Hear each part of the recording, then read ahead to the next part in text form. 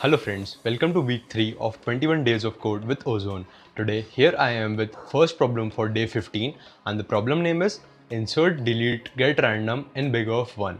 Now we'll first read the problem statement and then try to analyze what the problem is trying to ask us. Alright, so beginning with the problem, design a data structure that supports all following operations in average big O of 1 time. That is, we need to compute all the operations that are listed in big O of 1 average time complexity: insert, remove and get random.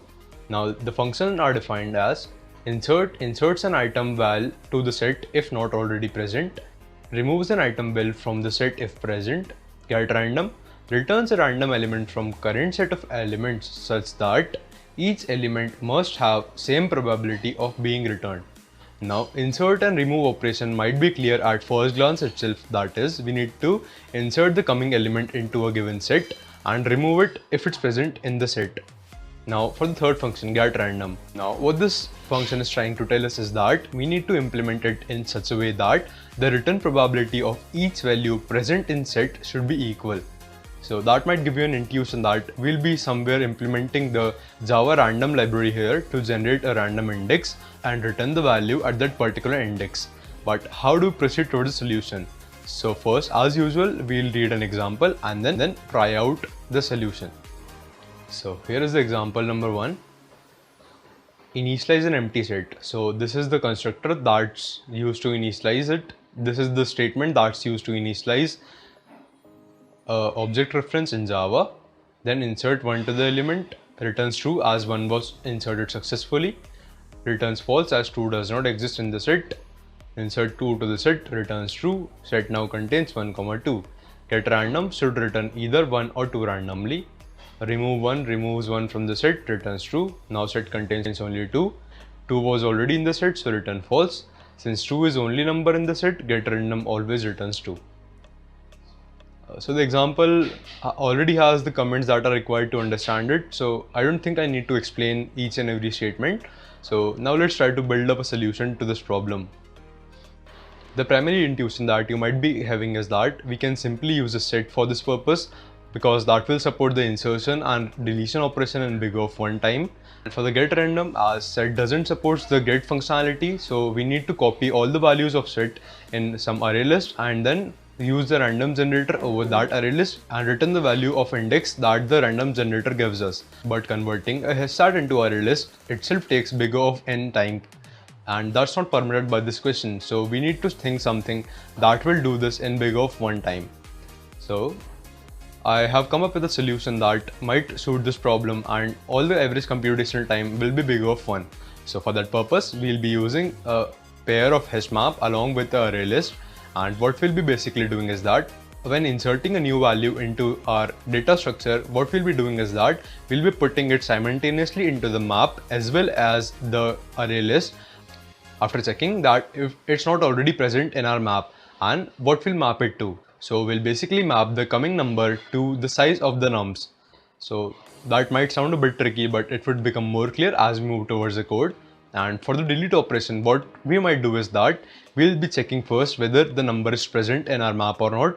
If it's not present, then we can simply return false. But in case the number is already present and it's at the last position in the map, then we can simply remove it from the map as well as the array list. But in case the number is present somewhere in the middle of the map, then what we need to do is that we need to swap it with the last index of the map and then delete the last index.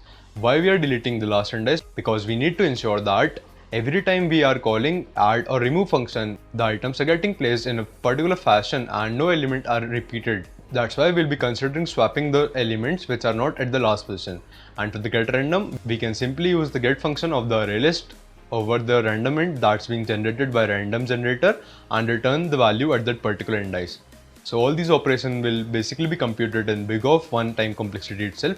So we don't need to worry about optimizing it much. Now it will become more clear when we jump into the code. So now let's move into the code part. So this is the lead code ID. So first off, what we'll be doing is that initializing our data structures. As we have discussed, we'll be using an array list and a hash map for that purpose. So here is our array list, here is our hash map, and also we'll be using the random generator that's already present in the java.util library. So we'll simply import that and use it. Now in the constructor part, what we do is that we initialize our initial data structures. So nums equal to new array list and blocks equal to new hash map.